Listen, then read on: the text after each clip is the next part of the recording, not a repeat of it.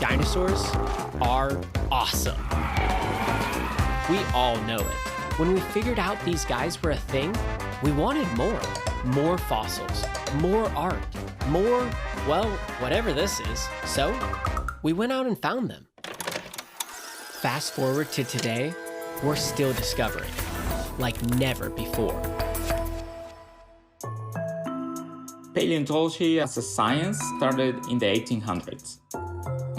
Back then, we understood for the first time they were a unique and different group of animals.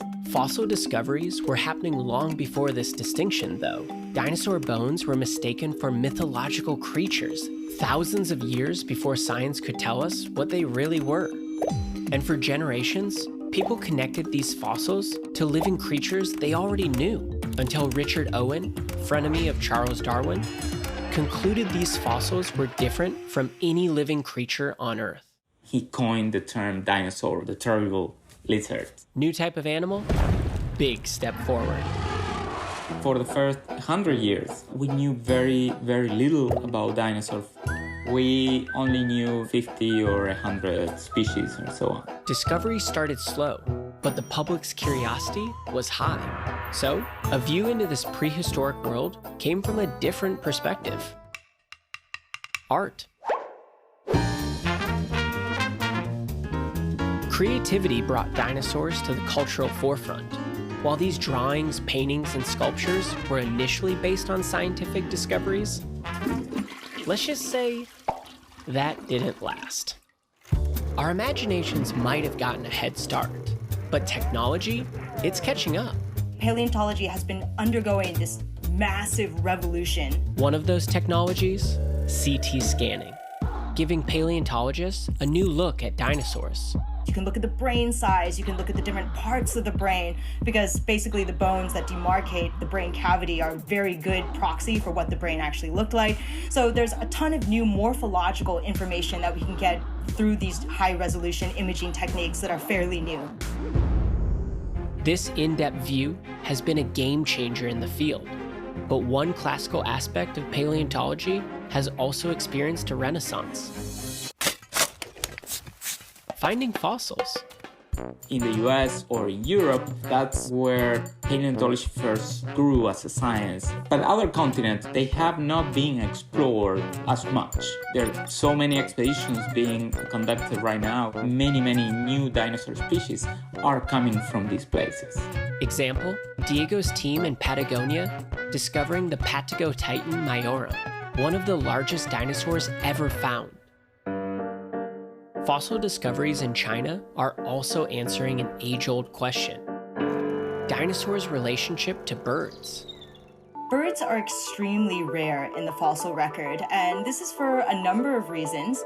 One is that birds are all pretty small. Aerodynamics limits body size, so you can't get that big. The other thing is that birds have hollow bones. They get crushed easily, they get destroyed, and they just don't survive. So all these fossil birds all come from ancient lake deposits. The perfect environment to preserve these very delicate fossils. Birds evolving from dinosaurs is not a new idea, but it's the access to these ancient lake deposits that's finally providing the necessary evidence. The notion that birds are living dinosaurs actually dates back to like the second half of the 19th century. A guy named Thomas Huxley, based on his observations, he came up with a hypothesis that birds descended from small bipedal dinosaurs. But other scientists opposed this idea because they said, well, you know, all birds have a wishbone, right? This is not known in any dinosaurs, so birds can't be living dinosaurs. Next up, John Ostrom, who analyzed theropod dinosaurs and also hypothesized that birds were living dinosaurs. But again, people kind of rejected this hypothesis. At the time, their new reason was velociraptors that were supposed to be closely related to birds were much younger in the fossil record than Archaeopteryx, the oldest bird. So they were like, how could Archaeopteryx have descended from taxa that don't appear in the fossil record until like 70 million years later, right? Inconclusive evidence persisted until, well, that's what brings us back to these ancient lake deposits. So in 1996, you find the first feathered dinosaur in China. So then an enormous amount of fieldwork started to happen, and this produced these thousands of specimens. Paleontologists then discovered an area where fossils predate Archaeopteryx. And within this area, they found small feathered dinosaurs with bird-like traits, including wings here and here, making his theory much stronger. Also, there was a little troodontid dinosaur named Meilong that was discovered, and it's really tiny. It's like this big, and it's preserved with its head underneath its wings, sleeping the same way modern ducks do. So that's behavioral evidence that birds are in fact living dinosaurs. Today, substantial evidence points to birds evolving from dinosaurs, specifically theropods, and showcases the progression of paleontology. But the discoveries don't stop here. There are still new things out there that once they are discovered are going to shake up everything we think we know. New data will cause us to adjust our existing hypotheses. So you just kind of have to go